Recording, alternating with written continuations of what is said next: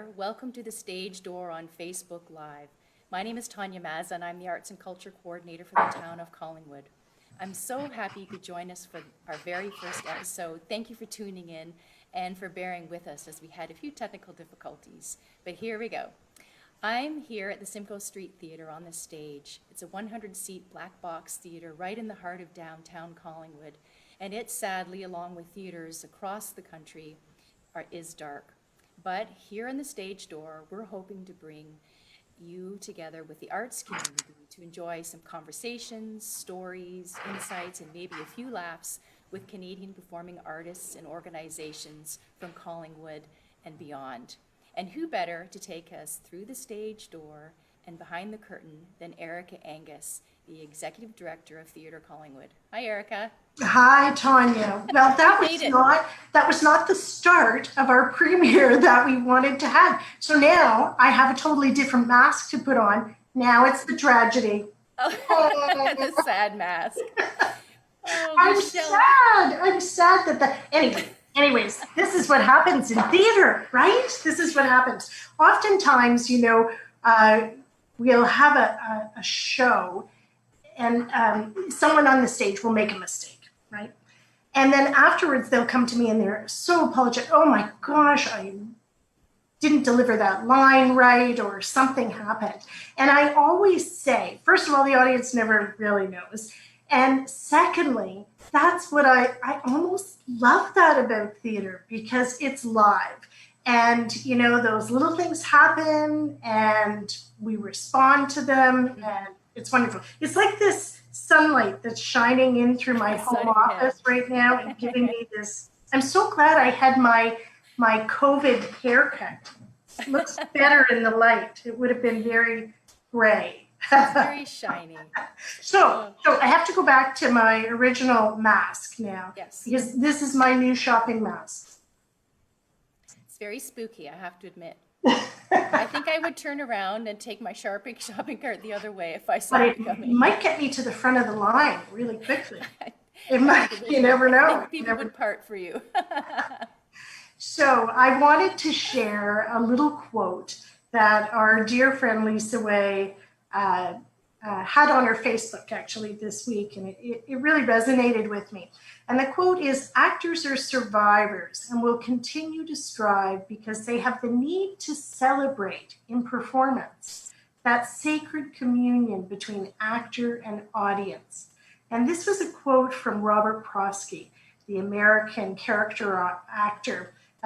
Many of us will remember him from Fraser or Hill Street Blues, but he did so many things, so much more than them. But, I think right now we're dealing with, trying to find things online that we can watch and having the desire to have live theater be live again. So anyways, I thought I would ask a question this week. And the question is, COVID-19, the pandemic, has been tragic. Absolutely, no doubt about it. But through that, I think that there have been little gifts that if we look hard enough, we can find. And sometimes we don't have to look so hard. So, Tanya, what's the gift for you? Well, there's definitely a few gifts. I've had a lot more time to spend with my family, which is lovely. I've gotten through some books that I wanted to read that I hadn't read before. And then I've been able to reconnect with the dance community and take some dance classes online and watch some performances that I normally would never have had access to. So that's been a real gift for me, for sure. It's amazing. And it amazes me that you actually are doing dance classes online. That's so my fun. little office space. Yes. Yeah, yes. Do you know Andrew Prashad? Remember Andrew Prashad? I have heard of Andrew. I don't know him. Yes. Right. Yeah. I think we might have spoken about him before. So I think Andrew should be, and maybe he is, maybe he should be teaching tap online. Maybe there's hope for me if I could take it when no one else is watching me. Yeah, absolutely. Why not? Close the door and away you go. It's a thought. It's a thought. Well, for me, I think the gift has been time to do the things. Well, for example, at the beginning of this whole pandemic, I posted what my office looked like pre-pandemic. And then I made it my mission that I was going to try to declutter it and make it a more calm, sort of at-home office. And I've been able to do that. And certainly being able to do something like this show, and to work with you and have the time to do that. So thank you so much. This is a real treat. This is great. Yeah, I'm excited to do this. So yeah, it's our first Facebook Live. Anything could happen tonight. It could be totally crazy. Anything could happen. And you know what? I think we should get something out in the open. I think we need to just admit this up front, that technically we don't know what we're doing. We don't. And we don't. There is someone else who's setting the wind for our sails. He is the wizard. Or he's the Oz behind the curtain. Is he the Wizard of Oz behind the curtain? He is. And that's Tyler Cleary. Without Tyler, who works here at the Simcoe Street Theatre, we wouldn't be here. And that technical difficulty we had, we'd be gone. We would have just packed it up and gone home. That's right. I would have been so red, and yeah. Yeah. Many thanks to Tyler for being our technical director. Yeah, for sure. Fantastic. Yeah. So maybe we should introduce our first guest. You know what? I was going to say one more thing that we should take inspiration from. 400 years ago, Shakespeare wrote some of his greatest works during the bubonic plague. so there's hope. There's hope for us. We're all gonna do just fine. We're gonna do just fine. Oh, and I was gonna give you a little update on Theatre Collingwood, I think. Yes, please. Right now. So update. I know nothing. Theatre Collingwood, like every theatre company and every artist, has been hit very hard by this, because obviously we cannot put on a show, which is what we love doing. We love being able to have entertainment for the community, and we can't do that right now. And we also can't sell tickets right now, so there's no money coming in. So what we're doing, we're working very hard to organize our office, to keep in touch with all of our wonderful audience members and our advertisers and our sponsors, and just keeping everyone up to date. We've got a couple of really neat things we're working on. One is a permanent home for Theatre Collingwood next year for 2021. So I'm very excited about it. I can't tell you anything more, but maybe on our next show. Mm-hmm. So my request is keep the faith. We will be back. Artists always are. I said to my board, it's never easy in theater. Why should it be any different now? It's never easy. We survive because we are just so committed to it. So we will. So that's where we're at. Next time, more news on Theatre Collingwood, for sure. Great. And I will tell you that I love your newsletter, What's the Buzz? I read it every time it comes out, and no doubt there's something in there that I end up doing. I did watch. Thank you, Tanya.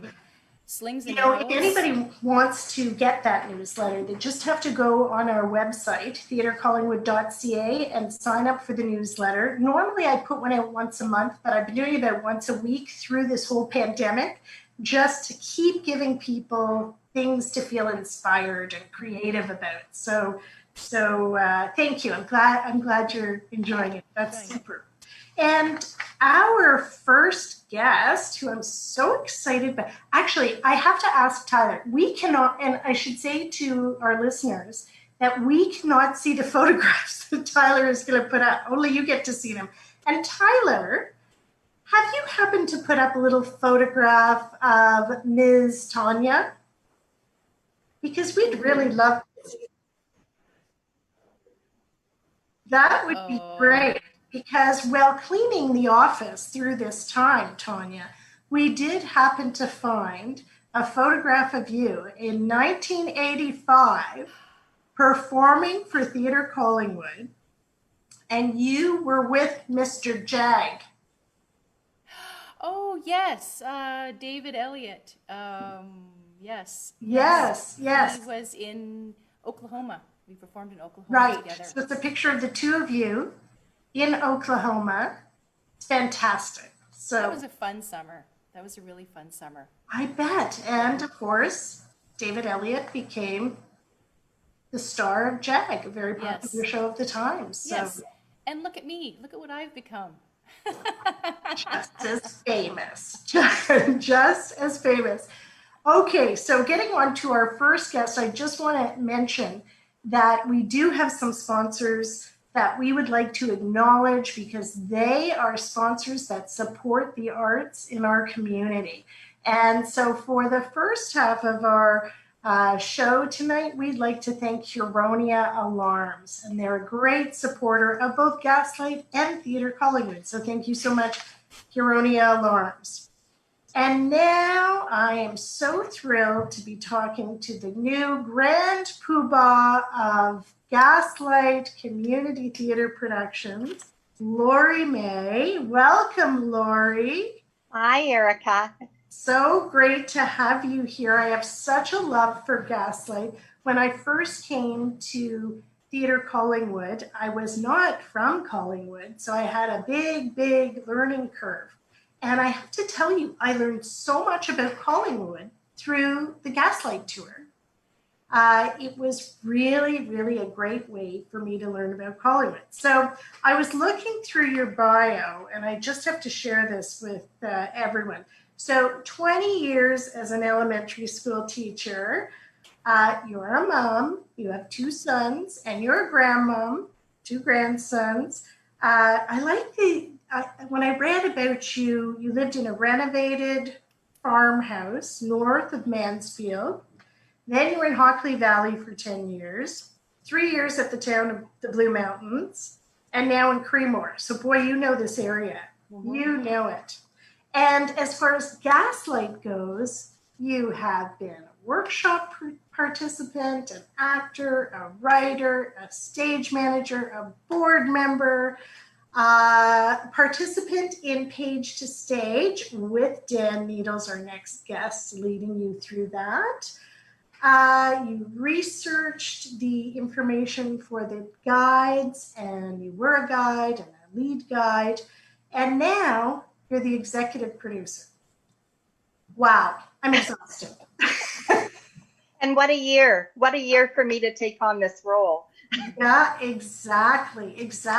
So maybe you could explain, if there's anyone who is watching tonight who doesn't know about Gaslight, maybe you could explain what Gaslight is. Alrighty.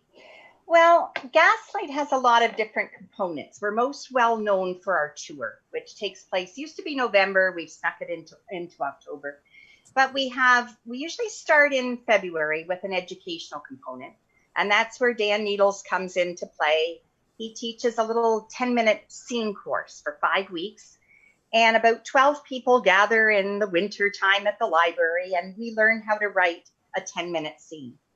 And then at the end of that, 4 scenes rather. And those are performed at the Simcoe Street Theatre. So this year we almost made it. Dan taught the course. We chose the 4 scenes. We even had tickets made up. We even sold about 10 tickets. And that's when we got the word that the theater would be closed. So that's on the back burner, but that starts February to April.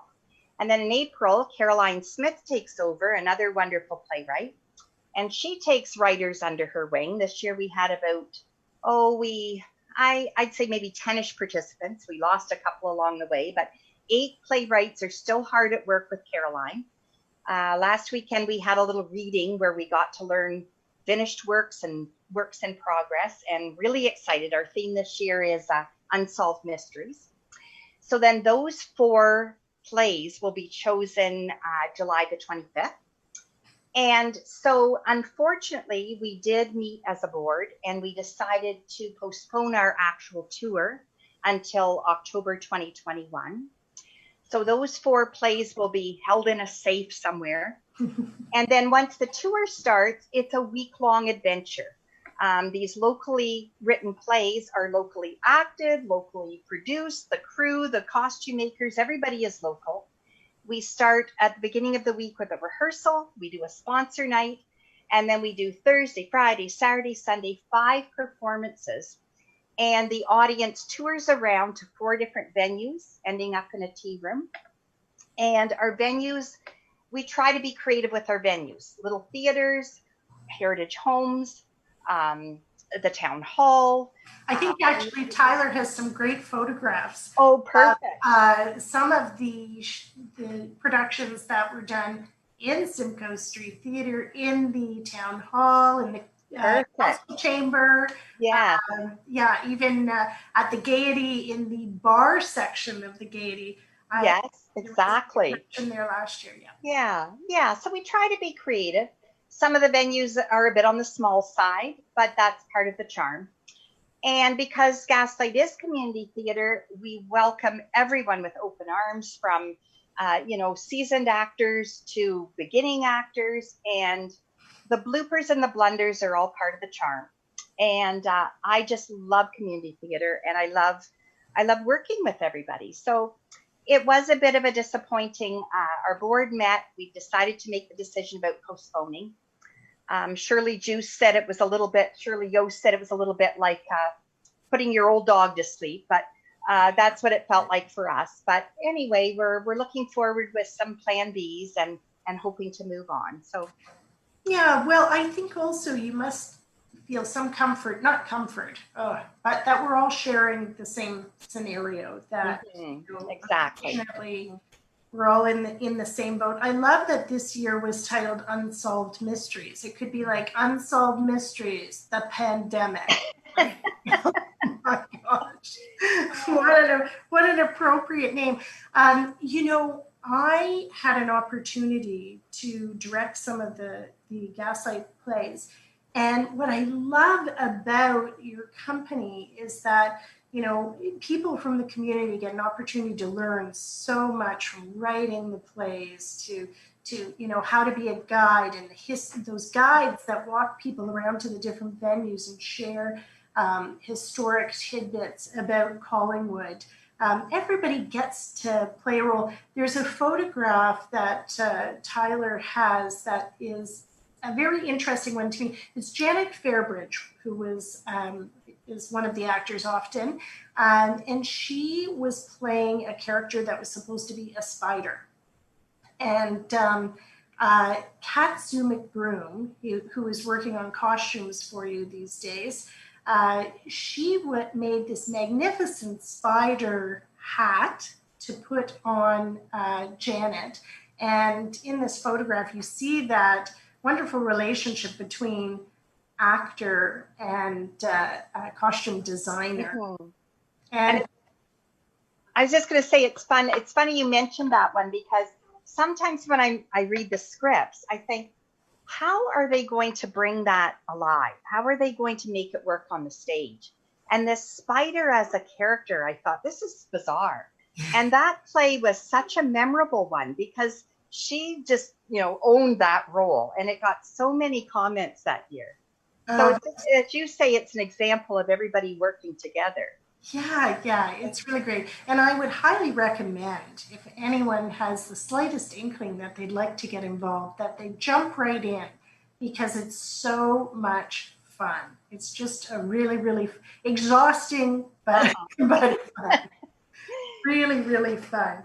That's amazing. So we've learned that next year you've got your plays all ready. Mm-hmm. Ready to go. You're ready to hit the boards. Mm-hmm. Oh, you know what? Another thing that we didn't talk about was that part of your tour is the wonderful tea room at the end of it. Yes. So again, the tea room, we try to make the tea room sort of theme related. So over the years, we've had Jozo's Ski Bar, and we've had a wars. The one that was at the old Beald House, where you came up in the poppies and the sandbags, and sort of all war related. And what else have we had? We had the one in the old the house on 2nd Street, where it was actually the little maids with the little bonnets and the little white aprons. And so we try to tie it into the theme rather. And so that just makes it more exciting for people, kind of continues on the evening for them. Yeah, and it's a great opportunity to sit down together and talk about Yes, what they just saw, which is exactly. I think the photo we have is Catherine Hike, who Yes, is oftentimes the designer of these TV, yes. and the photo is of the marketplace, which Oh, yes, did in yes. the Anglican Church. Yes, yes, she's a miracle worker. She takes the theme, she plans it, coordinates the food with the theme. The one year was at the lighthouse theme, and she had made, oh, it looked like hundreds. I don't know how many there were, but paper mache seagulls that she had hanging from the roof of the Anglican church. So as people walked in, it was like she had pebbles and shells and everything everywhere, and it was just amazing. Like, I mean, it's the fifth play, literally. Yeah, another wonderful South Georgian Bay Collingwood artist Exactly. Yeah. and volunteer. And of Yeah. course, this just Yes. happens because of volunteers, which That's is right. important. Yeah. One of the Yeah, things I it's love wonderful. about Gaslight is that it's bringing theater to all these unexpected places, which is part of the fun of it, the exploring Mm-hmm. new places and seeing your production there and how the production relates to that location. It's Mm-hmm. really fascinating. Yeah. Yeah, I have to say, I had never been in the rock shop. Oh, exactly. That was And there another was spot. Yeah. a play in the Yes. rock shop, and gosh, I really, really enjoyed that. And then I went back to the rock shop Yeah. Exactly. afterwards. Exactly. Yeah. What a great store. Yeah. So it's a wonderful way to also show the downtown Mm-hmm. and learn about some of our Yeah. great retailers too. Exactly. Yeah. Past and present. Yeah. The Yeah. other thing Gaslight is really quite well, I think they do really well is the mentorship aspect. So if you're in the least bit interested in anything, we have directors that take you under their wing, or stage managers or costumers. Like, just all you have to say is, where can I help, and how can I help, and how can I learn? I mean, I don't know where I'd be without Monica Wilson, who is our prior executive producer, but she has been such an amazing mentor to me. People like Melissa Shaw at the museum, the research that gal is capable of doing. And you just, these people just welcome you with open arms, and that's how you learn, right? Yeah. That's a great message. You don't have to be a pro, you don't have So, to have experience. yeah. You have to have the desire. Yeah. Even Dan, the very first course I took with Dan, I was just so thrilled to be surrounded by other writers. And I sat for 5 weeks, and I couldn't write a darn thing. And Dan said, don't worry about it. We're all in a sandbox. Play in the sandbox with us. And that's exactly what I did. And then in other years, I went on to do a little bit more and a little bit more. But that's basically what it is. It's just a big spot to learn. Yeah. I just love that. Yeah. Just absolutely love that. And so I guess the message that we want to, oh, I know what I wanted to say, because at Theatre Collingwood, we also have done ticketing for Gaslight the last couple of years. And that was a point I wanted to bring up.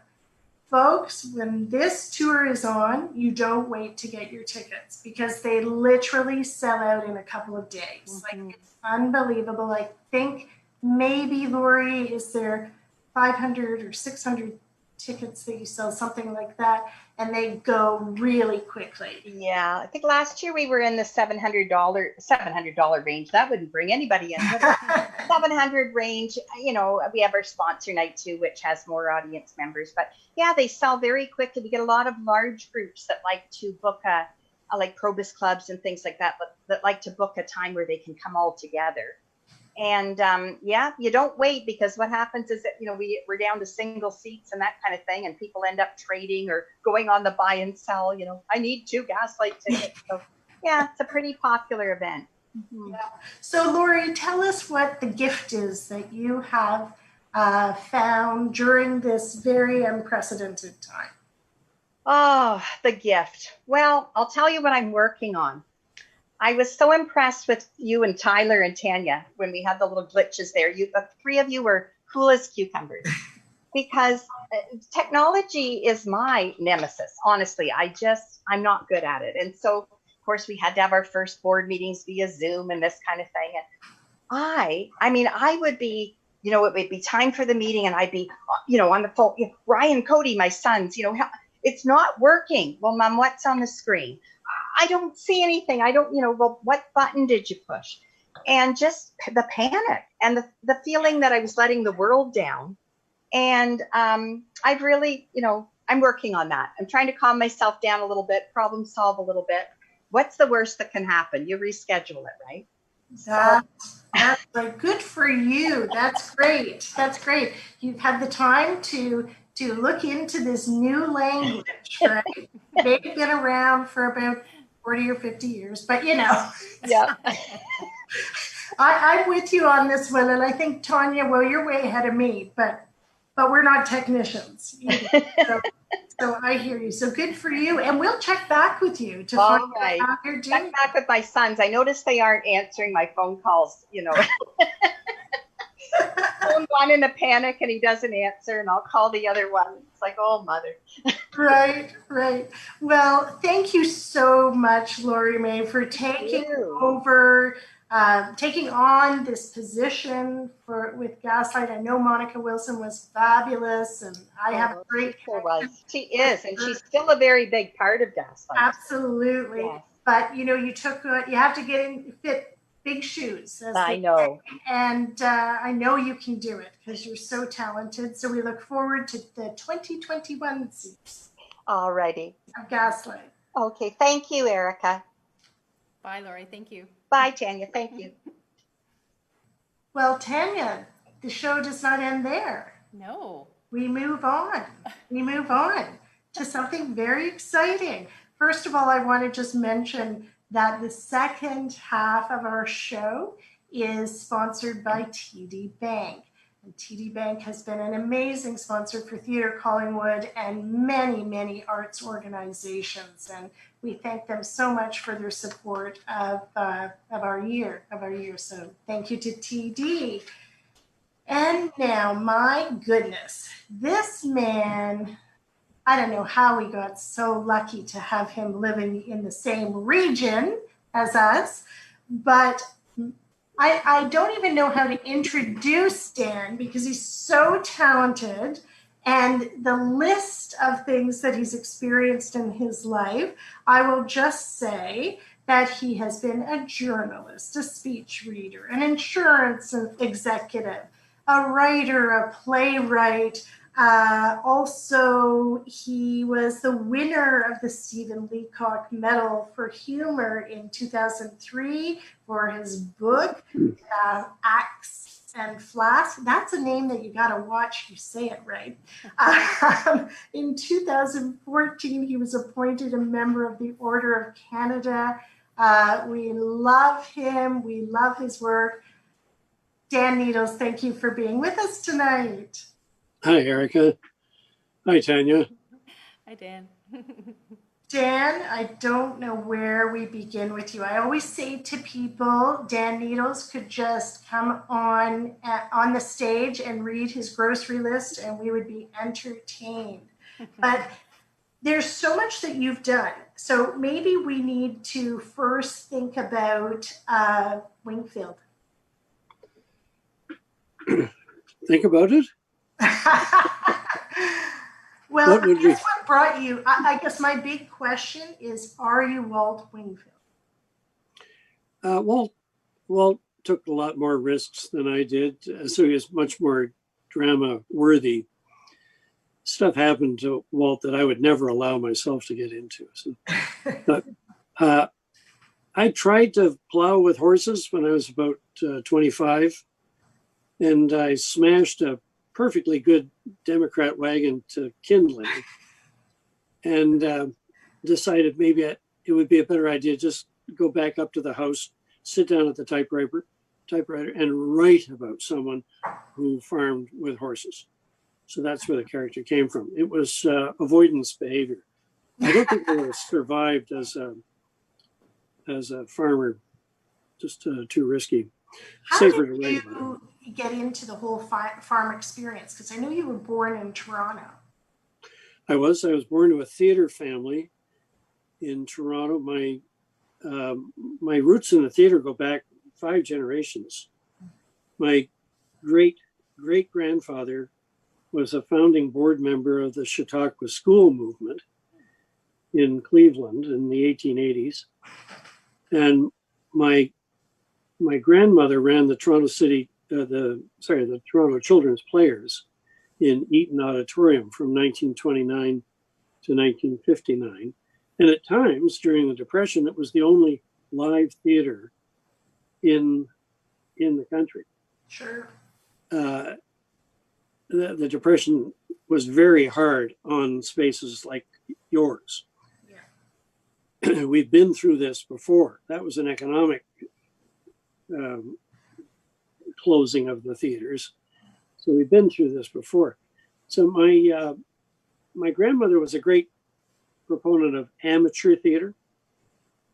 And when my dad came along, he was actually the office manager for Dora Maver Moore. Oh, my goodness. The New Play Society. Yeah. And if you had to know Dora to imagine what being her office manager was like. My dad said she would come up the stairs very slowly in the morning, peer in the door and say, "Bill, what's in the petty cash?" I still do that. And he said, "Well, there's nothing, Dora, there's nothing there." I said, "That's what I thought." And she'd go back down the stairs. And that was her visit for the day. So there was this contrast in my family between the professionals of the New Play Society and my grandmother's amateur theater interest. And they didn't get along. My grandmother, if you crossed over to the dark side and took money as an actor, she would cut you dead. She wouldn't let you back into her fold. Right. And my dad, for the love, the pure love. Yeah, my dad was the only one that could go back and forth between the two groups. But anyway, he went off to Stratford, and he was always on a bus with the Canadian Players and Douglas Campbell, and he was never home. Like, he's just never home, no more than 2 or 3 days at a time. And he was not a diaper changing father. Right. So my mother decided in 1955 that she would buy a farm outside the city. This is long before it was fashionable to do that sort of thing. And she planted the flag there and said, "If you ever want to come home, this is where we will be from April till October." And she stocked this farm with Jersey cows and pigs and chickens, and we all had chores to do. And as we grew up, we spent more and more time on the farms up and down the 7th line as a labor pool. I have 2 brothers and 2 sisters, and we were all sent out to bring in hay and straw and cut firewood and all sorts of menial jobs that were available on the 7th. So I kind of I very much bonded with the old cattlemen of the 7th line. I was not that fond of the theater. Nobody ever asked me to do anything. Like, my mother and father weren't that interested in the children.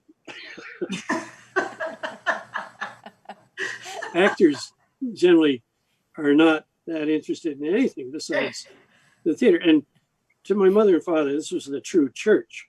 Right. And everything just got cleared away for the show tonight. That was all that they were interested in. So I was pretty much free ranged as a kid. And I also didn't like the nomadic side of that life. I live in a farmhouse south of Collingwood now.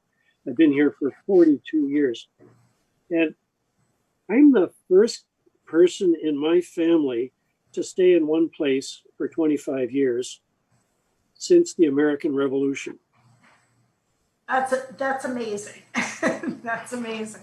So I really did put... That also speaks to the award or induction into the Order of Canada, because I know that was based around, I'm going to check my notes for the wording, celebrating our rural communities as the playwright of the much-loved Wingfield Farm series, and for championing, and this is important, the dramatic arts outside of Canada's major centres. So to me, Yeah, that's to you pulling your two sides together. yeah, my mother heard that, and she said, "Oh, you can't get a downtown run, eh?"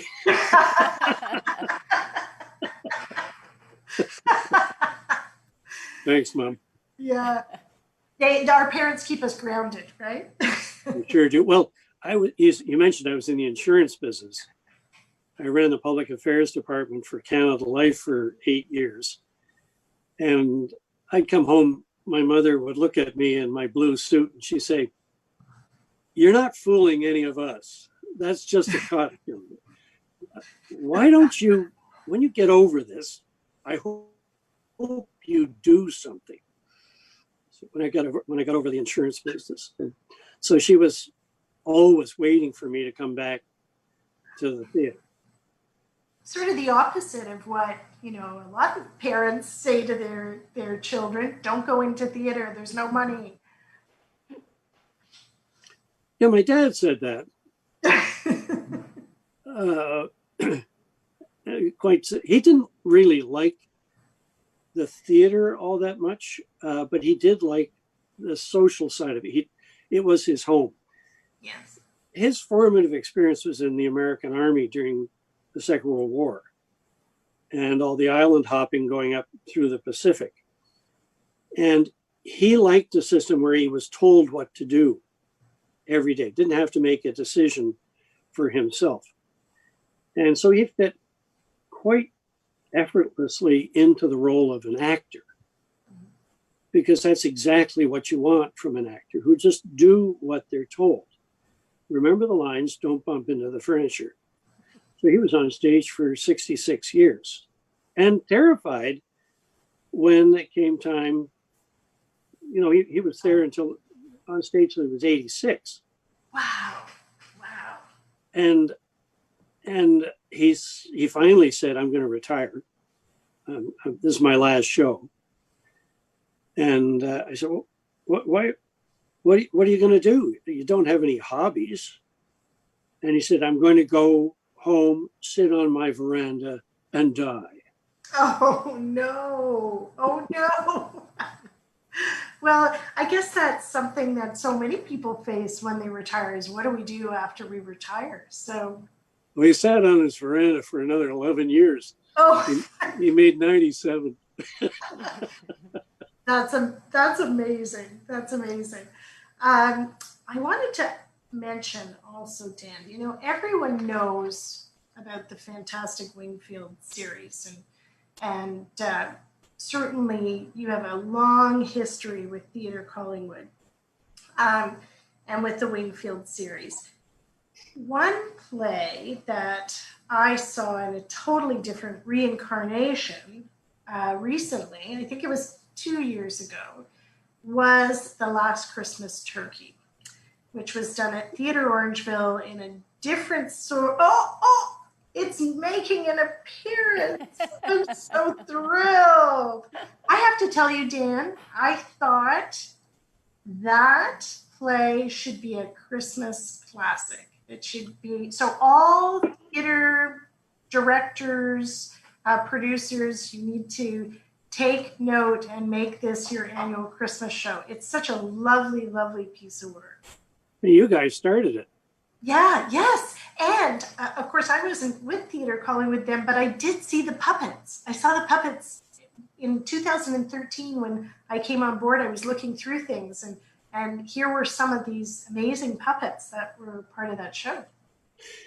Actually, its first incarnation was at the Anglican Church in Duntroon. Oh.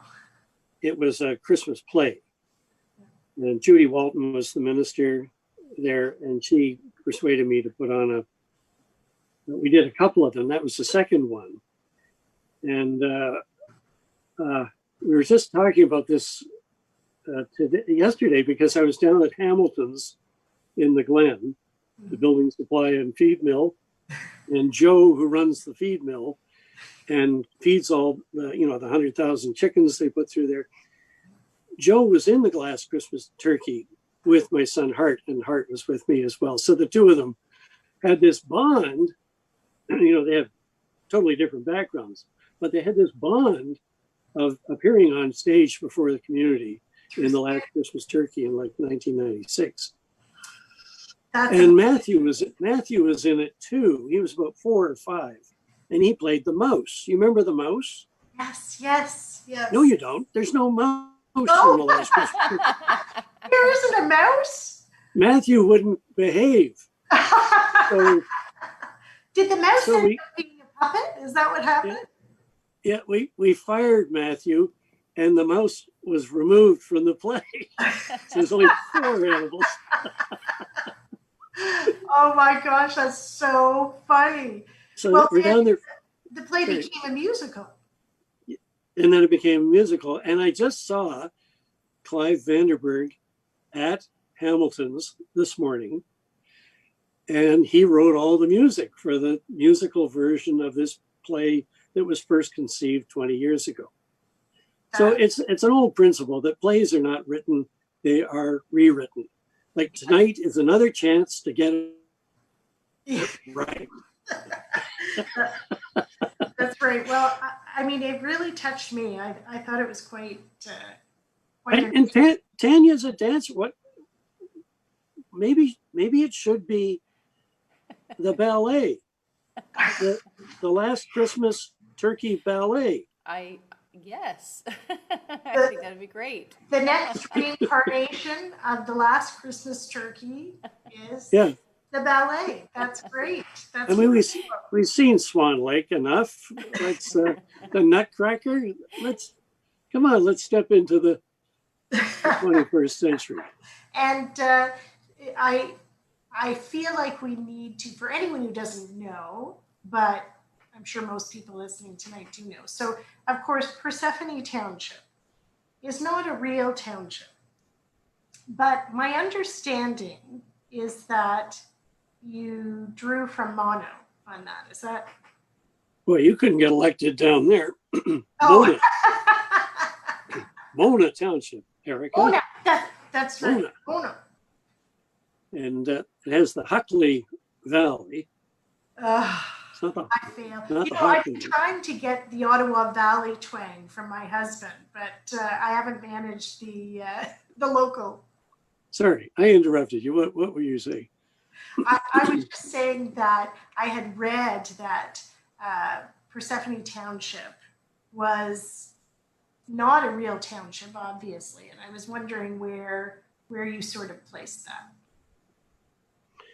Where did Persephone come from? Well, it's kind of a collapsed version of Mona, Mulmer, and Nottawasaga townships. They're all stacked on each other, and I just shoved them together into one township. And there's a little bit of Grey County, a little bit of New Lowell, the swamps of New Lowell.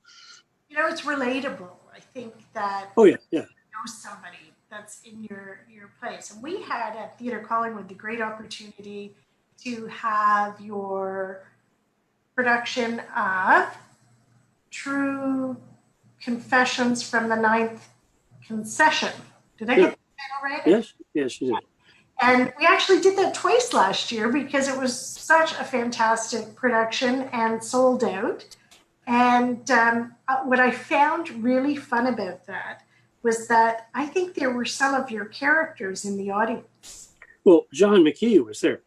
I've told John McKee stories and got them into my plays. And his brother Huey was probably my biggest supplier of one-liners. Could you share a little one with us? Over 35. Well, I have it in the front of the book. It's hard to be a good neighbor and grow zucchini.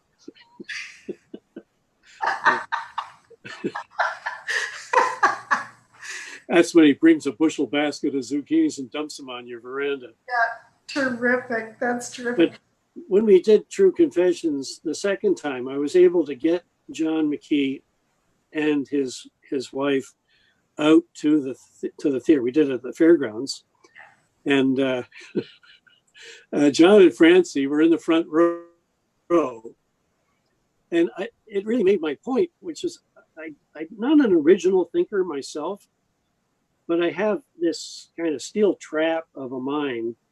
And if somebody says something that makes me laugh, I know it'll make everybody laugh. And I just store it away, like I steal it. And I find a spot sometime over the next 40 years to squeeze it in. That's what I've been doing with John's stuff. So for the first half of that show, I was really just telling John McKee stories. Finally attributed to the guy who's sitting in the front row. And it was a lot of fun. And John came over the next day. And I said, well, John, how did you like that? How did that go? He says, that was good, Denny, and reasonably accurate.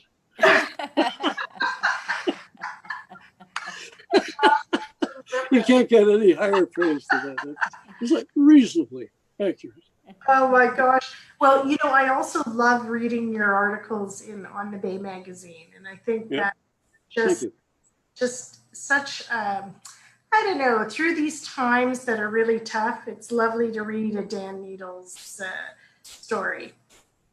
Yeah, I write for a very shrill farmers magazine out of Ottawa, out of the Canadian Shield, the Ottawa Valley, and have quite bald opinions about it.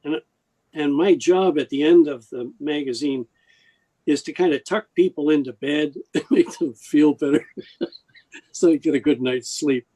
And that's kind of been my job for the last 35 years as a writer, is to trot down the sunny side of the street. There's lots of people doing dark stuff. I don't feel like there's a crying need for that. There's a lot of suppliers of that at the moment. But, and the other thing is, I really like my audience. Somebody stops me in Loblaws and says, I just love your work. They're the sort of person that you would have home for dinner. I'm not sure that Stephen King gets the same response from his But it is true, because I can speak from my experience in, promoting your show. The people that came into our office to just say, oh my gosh, Dan's doing something, we're coming to it. You have an audience that loves you so much. Somebody was asking why I do this. I just had my first breakfast meeting since January this morning. And I talked about how my parents did not have a perfect marriage. And there was a lot of steeliness, tension in the house a lot of the time. And my job was to kind of say, hey, how about those Blue Jays? Change the subject and so forth. And as I went out into the world, I remember dating some girls whose mothers would invite me home for supper so that I could perform the same service. Just keep the conversation going. Well, Dan, there could be actually a job for you with this post-COVID. There's talk about a lot of high rates of divorce. Yeah. People have been together a little too long. Yeah. Maybe a job. So what's on the horizon? Is there something that you're working on right now?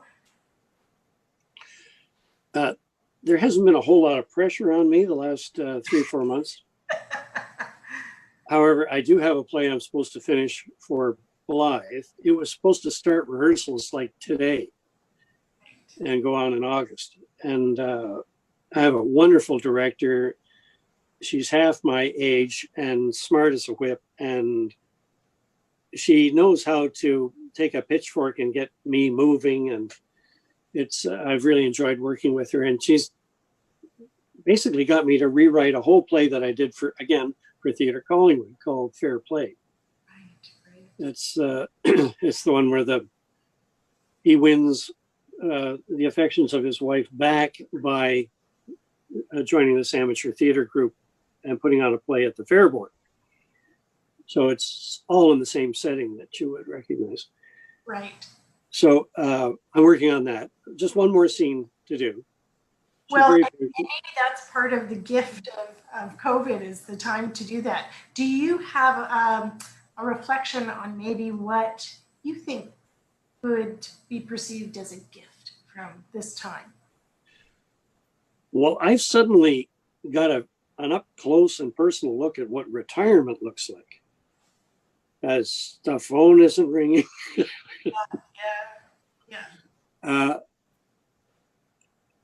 I'm not like my dad. I do have a lot of hobbies. My agent calls them avoidance behavior. my agent's on the phone to me. He's trying to get me to write another book in the vein of True Confessions, which is just pretend you're driving from here to Kenora and just talk, just get going the way you do. And that's your hold, and just be amusing. Well, he knows how Pretend people love that. Yeah. And he said some of his clients are finding this a gift, that it's all the time in the world they need to write, and they're ripping through a draft and getting done ahead of time. Then the other half is paralyzed. He doesn't know what to do. Yeah, I have heard that actually from some of my friends. Yeah. I have days of both. Yeah, But, I have a group of women that I am quite good friends with, and we have a Zoom call whenever anybody is having one of those really down days, and it's interesting because we all have them on different days, so we can inspire each other. Yeah. That's good. Well, Dan Needles, you inspire us. You are such a gift. I don't have to tell you that the world has told you that, but thank you so much for joining us on our first ever premiere show, Facebook Live of the stage door. A great pleasure. Thank you so much. So Tanya, Mm-hmm. we've got through this. We got through it. Entertained. I think I was entertained. I was really Yes. And the great news is we're going to do it all again in 2 weeks. yes. Same time, same place, July 22nd. Yes. Do you want to mention who our guests are? What do Yeah, you think? so excited. Equally as excited as I was for our wonderful guests tonight.